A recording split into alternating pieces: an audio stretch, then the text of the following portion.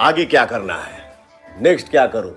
जो मेरे पवन सिंह के गाड़ी दे के तोहार अगर मन में खुशी होता तो के गुदगुदी आवता कि हमने आज तो तीर मार दिया पवन सिंह को गाली दे के। ठीक है नमस्कार दोस्तों पूरा कॉल रिकॉर्डिंग सुनाऊंगा जिसमें पवन सिंह ज्योति सिंह से बातचीत करते करते पूरी तरह से भावुक हो गए और रोने लगे। लेकिन आपको सबसे पहले बता दूं कि ये तलाक के बाद पहली बार ऐसा हुआ है जब पवन सिंह ने वीडियो कॉल किया है।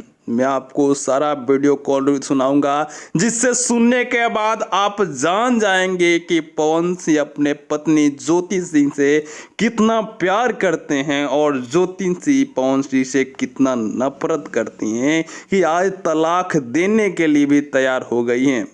मगर शुरुआत में ऐसा नहीं था। ज्योति सिंह भी पवन सिंह से बहुत ज़्यादा प्रेम करती थी, मगर वो जैसे ही पवन सिंह के छोड़कर मायके गई तो मायके में वहाँ पे ज्योति सिंह के दिमाग में जहर घोलने लगे लोग, जिसके बाद धीरे धीरे मैं आपको सभी सबूत के साथ दिखाने वाला हूँ। तो आप इस वीडियो में रहेगा, उसके बाद मैं कॉल रिकॉर्डिंग भी सुनाऊंगा, मगर आप पूरा मामला जान जाइए। उसके बाद ज्योति सिंह पवन सिंह से बात करना छोड़ दी और नफरत करने लगी। आपको बता दूं कि ज्योति सिंह भले ही इंजॉय करती हैं, डांस करती हैं, मगर पवन सिंह को याद नहीं करती हैं। इस पे पवन सिंह ने कई बार ज्योति सिंह से बातचीत करने की कोशिश की, मगर ज्योति सिंह बात नहीं की।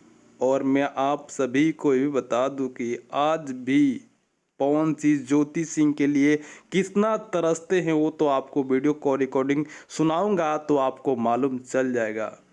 ज्योति सिंह भी पवन सिंह से बहुत ज़्यादा प्रेम करती थी, इसके चलते पवन सिंह के लंबे उम्र के लिए पूजा पाठ करती थी, व्रत, मगर वहीं आज पवन सिंह से इतना नफरत करने लगी हैं कि उनसे बातचीत भी नहीं करती हैं और आज तलाक देने की नौबत आ चुकी हैं।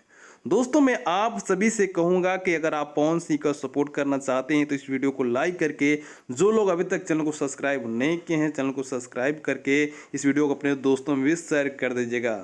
Thank you.